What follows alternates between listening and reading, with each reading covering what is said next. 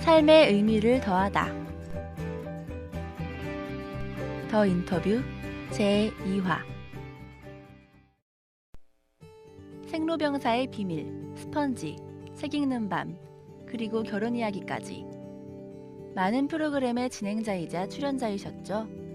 오늘의 인터뷰의 고민정 아나운서님을 소개합니다. 챕터 1. 그대는 특별한 사람. 어디든 떠날 수 있으면 떠나라. 대학 생활이라는 건 내 인생의 끝이 아니고, 그러니까 사회인이 되기 전에 마지막 단계이기도 하지만 사회인으로 시작하는 첫 단계이기도 하더라고요. 더 즐거운 사회생활, 사회에 나가서도 뭔가 한몫할 수 있는 사람이 되려면 대학생 때 뭔가 나의 것을 많이 가지고 있어야, 주머니에 뭐가 많이 있어야 사람들한테 꺼내 보여줄 수 있잖아요. 근데 주머니에 아무것도 없는 사람들은 몸은 가벼울지 몰라도 사회에 나가서 보여줄 게 아무것도 없어요. 그러니까 보여줄 수 있는 거리들을 많이 만들 수 있는 시기가 4년의 대학 생활이니까 그때 좀 많이 했으면 좋겠더라고요. 그래서 일상이라는 단어가 참 편안한 단어이기도 하지만 한편으로는 되게 무서운 단어거든요. 아무것도 새로움을 줄 수 없는 게 일상이니까. 여행은 일상으로부터의 탈출이 주는 짜릿함인 것 같아요. 그게 장소가 꼭 중요한 거는 아닌 것 같더라고요. 제가 여행을 이렇게 다녀와 보고 찾아보고 나니까 큰 돈 들이지 않고도 할 수 있는 여행지들이 꽤나 있더라고요. 근데 그때는 왜 그런 생각을 아예 못 해보고 아르바이트 해가지고는 도저히 모을 수 없는 돈이니까 아예 포기하고 있었거든요. 그래서 내가 그때 당시에 절실함이 없었구나, 여행에 대한.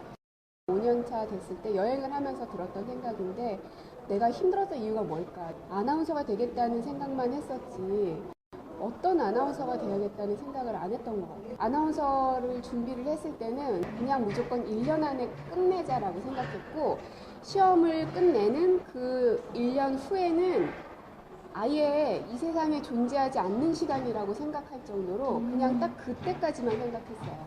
근데 이제 그렇게 큰 마음을 먹고 준비했던 만큼 이루고 나서는 되게 허망한 거예요.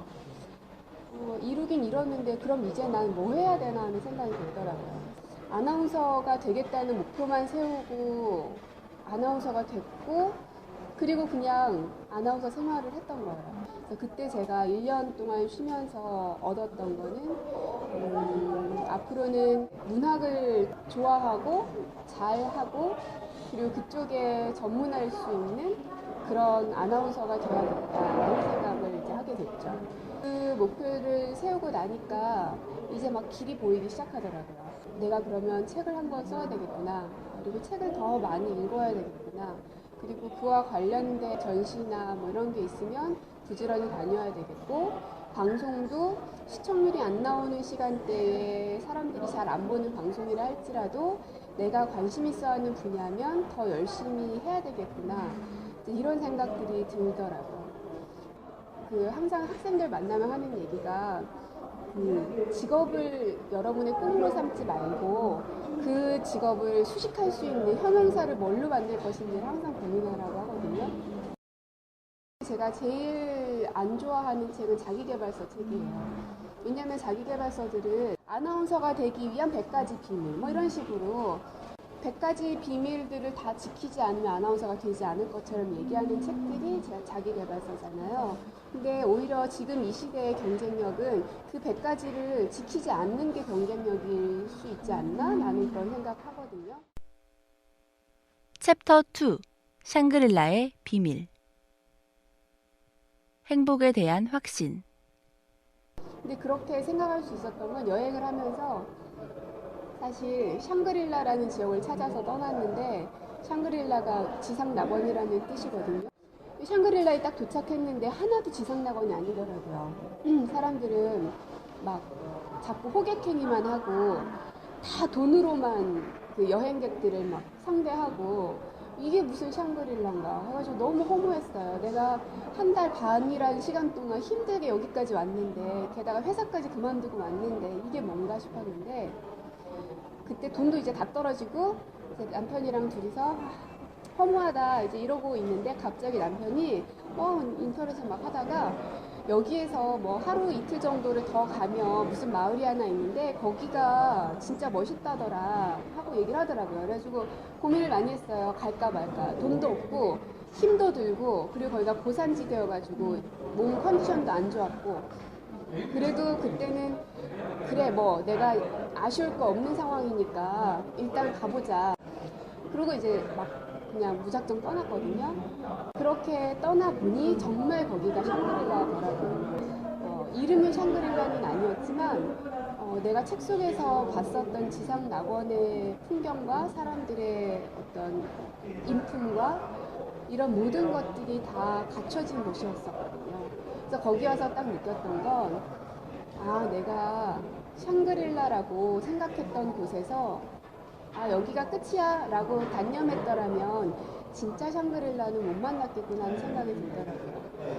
그러면서 그때 제가 들었던 생각은 내가 결국은 샹그릴라를 찾아서 여행을 떠났지만 어쩌면 샹그릴라는 여기 없는지도 모르겠다 하는 생각이 들었고 그리고 샹그릴라를 찾아서 나는 끊임없이 계속 여행을 떠나야 되겠구나 하는 생각이 들었어요. 그러니까 아나운서 일하고도 일맥상통하는 건데 아나운서만 되면 모든 게 끝날 줄 알았지만 아니었고 방송을 많이 하기만 하면 끝날 줄 알았는데 그게 아니었거든요. 그래서 되게 허무했는데 그게 아니었던 거예요. 삶은 샹그릴라를 찾아 떠나는 여행인 거예요. 삶 자체가.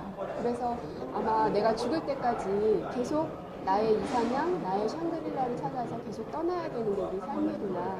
그래서 내가 한국에 돌아가서도 이제는 어떤 방송을 하는 현운사를 꾸밀 수 있는 어떠한 아나운서가 되겠다는 그 목표를 가지고 일단 열심히 할 것이고 그게 이루어지고 나면 아마 그때 가면 나는 또 다른 샹그릴라를 설정하고 또다시 여행을 떠날 거고 그렇게 평생을 살아가겠구나 하는 생각이 드니까 행복하더라고요. 챕터 3 아나운서의 말하기 조언. 일단 첫 번째는 상대방의 말을 정확하게 들어야 되고요. 상대방이 원하는 대답이 무엇인지. 그리고 나서는 말을 좀 천천히 하는 게 더 좋아요. 말하다가 이렇게 포즈를 둔다 그러죠. 중간중간 이렇게 생각하는 시간을 두는 게 상대방으로 하여금 이 사람도 생각을 할 시간을 주는 거거든요. 그래서 우리가 방송을 진행을 할 때도 막 관객이 보통 막 1000명 이상씩 되잖아요. 그럼 그런 사람들 앞에서 마이크를 잡고 섰을 때 프로가 아닌 사람들은 저 사람들을 휘어잡지 못해요. 그리고 딸려가게 되어 있어요. 일단 딱 무대에 올라가면 그냥 가만히 있어요. 그럼 처음에는 자기들끼리 막 술렁술렁 하겠죠. 그러다가 그래도 말이 없으면 조용해져요. 왜 저 사람 말이 없지? 왜 저러지? 이런 마음이 들어서 조용해지거든요. 그 순간 이 MC는 저 1000명의 사람을 제압하는 거예요. 아나운서는 단순히 말을 잘하는 게 제 일이 아니라 그 수많은 사람들을 리드할 수 있어야 되거든요. 자기는 집중시키는 사람이 되고 싶다 한다면 말을 천천히 그리고 포즈를 좀 길게 주면서 얘기하는 게 좋은 것 같아요. 저의 모든 청춘이 녹아있는 교정이에요. 그래서 경희대학교 교정을 생각을 하면 아련하기도 하고 그립기도 하고 기쁘기도 하고 그래요.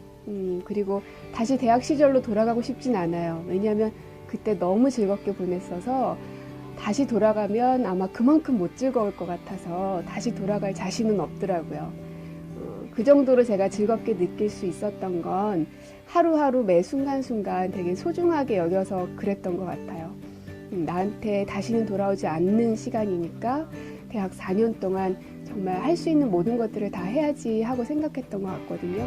그래서 여러분들도 그 교정 안에서 무엇을 불평하고 누구를 탓하고 이런 것보다는 세상에 대한 비판의 의식은 물론 가지고 있어야겠지만 내가 이곳에서 어떤 추억을 만들까 또 사회에 나가기 전에 어떤 힘들을 얻을 수 있을까 고민하시면서 많은 것들을 얻어가셨으면 좋겠습니다. 언제 한번 학교에서 뵀으면 좋겠네요.